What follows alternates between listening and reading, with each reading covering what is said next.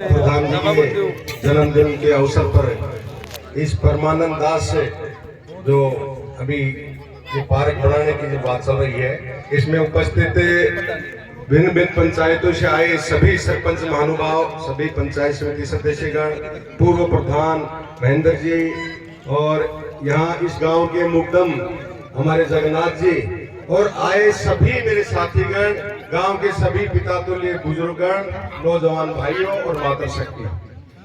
आज पिछले दिनों शिमला में कार्यक्रम हुआ था। उस समय काकरिया के सभी कार्यकर्ताओं ने तय किया था कि प्रधान जी का जन्मदिन हम मनाएंगे।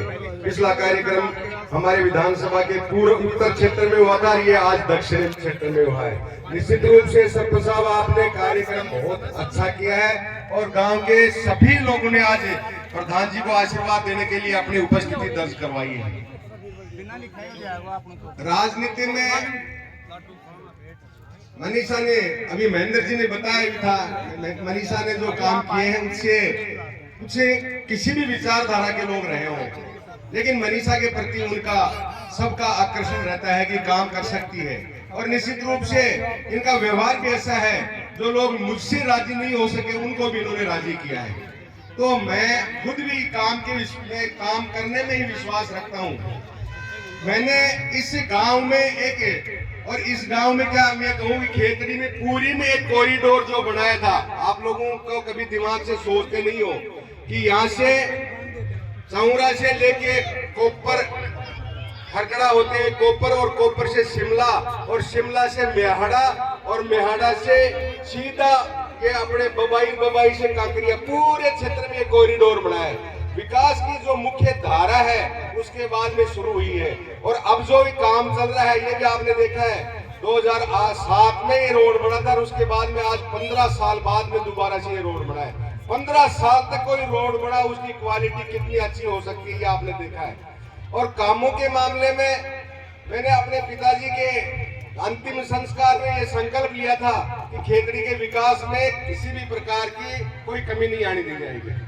और उसी बात को आगे बढ़ाते हुए प्रधान जी ने अपने इन 7 साल के कार्यकाल में पंचायत समिति में प्रधान को क्या पावर होते हैं ये लोगों को एहसास करवा दिया।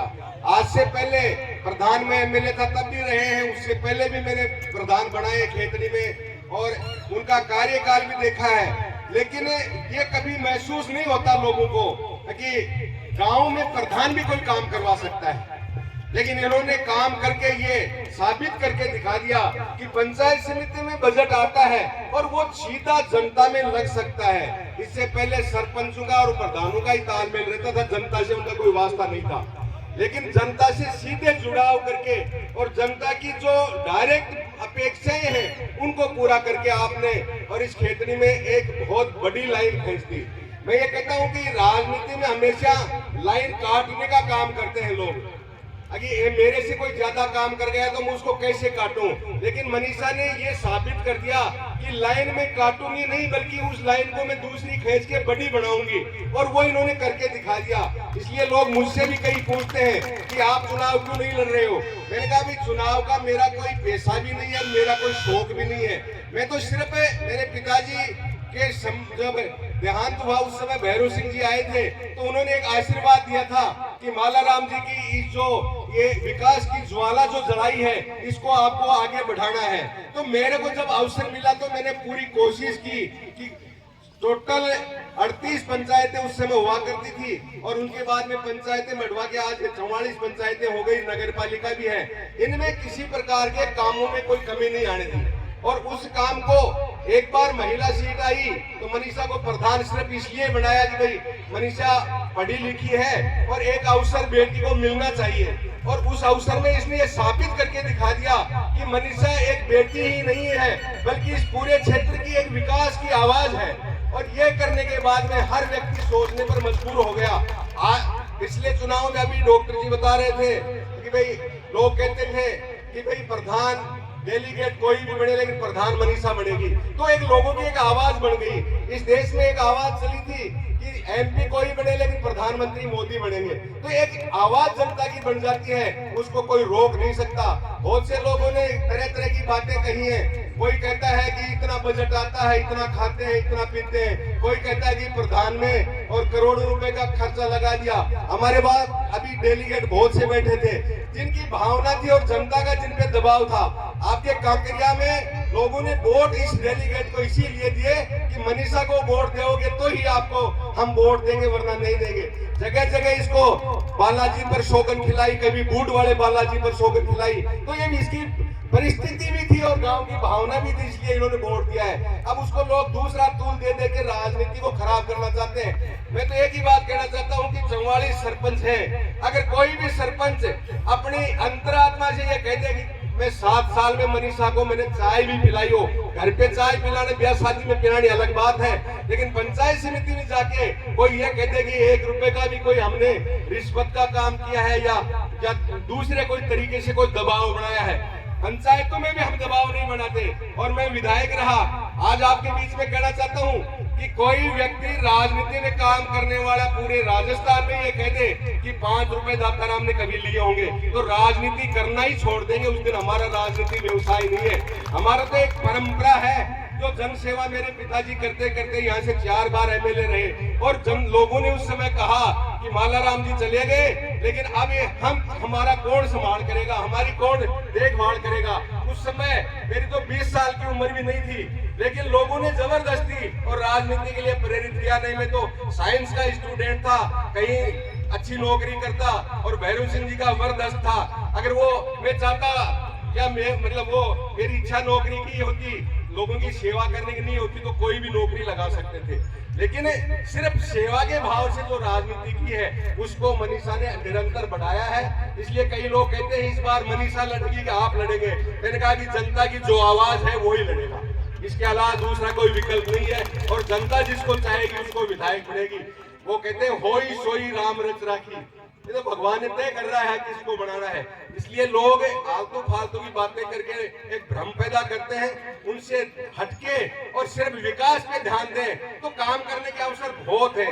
और लोगों में आज कई लोग ये भी कहते हैं कि ये खेतड़ी इतने साल में क्या किया। खेतड़ी में आज क्या नहीं है, खेतड़ी में स्टेट हाईवे हमने 2 बनवा दिए। खेतड़ी में हर पंचायत कोई ऐसी नहीं है जिसमें सीनियर स्कूल नहीं हो, खेतड़ी में कॉलेज रही। तो जनप्रतिनिधि जो रहे हैं उन्होंने काम तो करवाई है। खेतड़ी में मैं विधायक बना उस समय और मात्र 10 स्कूल सीनियर थे और 15 स्कूल सेकेंडरी थी। आज कोई गांव ऐसा नहीं मेरे एमएलए रहते हुए 24 स्कूलें सेकेंडरी करवाई एक साथ और 15 स्कूलें सीनियर करवाई मैंने। गांव से गिरने लगेंगे तो बहुत दूर तक आप जाओगे तो कहीं भी पत्थर मिलेगा, ये दाताराम ने करवाया। तो जो भी जनप्रतिनिधि रहा है उन्होंने खूब प्रयास किया है इस क्षेत्र का विकास करने के लिए। इसीलिए किसी की आलोचना करना एक मन को तसल्ली देना है। मैं तो ये कहता हूँ कि काम कोई भी करता है उसकी प्रशंसा करनी चाहिए और काम करने वाले व्यक्ति के साथ में अगर जनता लग जाए तो शायद काम की मांग नहीं रहे गांव में और नेता खुद आके काम करने लग जाए। लेकिन लोग क्या है कि कोई जाति पाति में फंस जाता है, कोई गोतनाद में फंस जाता है और कोई अपने क्षेत्र में या दूसरे क्षेत्र में फंस जाता है। काम करने वाले व्यक्ति की पहचान जिस दिन हो जाएगी उस दिन नेता जनता के पास जा जाके काम करेंगे। ये मैं आपको आज ये विश्वास दिलाता हूँ। आज 35वें जन्मदिन पर प्रधान जी के ढेर सारी शुभकामनाएं। और मैं घर से चला तब से ही मैं तो मना भी कर रहा था कि नवरात्रि कर रखे हैं आप जाओ, लेकिन मनीषा ने कहा कि पिताजी आप नहीं रहोगे तो फिर लोग ये सोचेंगे कि एमएलए साहब पत्नी कहाँ गए। ऐसी कोई बात नहीं है। आपका इतना अभिनंदन शुरू से घर से निकले तब से अब तक, और कि अब मैं भी अभिभूत हूँ इसमें कि इन्होंने एक लोगों में प्यार प्रेम जगाया है और उससे आज मैं संतुष्ट हूँ। ये मेरी घर में जरूर पैदा हुई है, लेकिन इसने ये साबित करके दिखा दिया कि ये दाताराम की बेटी नहीं है बल्कि ये पूरे खेतड़ी की बेटी है। ये इसने साबित कर दिया। आज इस बात से मैं खुश हूँ और मैं आप सबका बहुत बहुत आभार प्रकट करता हूँ कि आपका आशीर्वाद यूं ही बना रहे तो शायद ईश्वर आपकी हर मनोकामनाएं पूर्ण करे। इन्हीं शब्दों के साथ में आपका बहुत बहुत आभार, बहुत बहुत धन्यवाद। जय हिंद, जय भारत।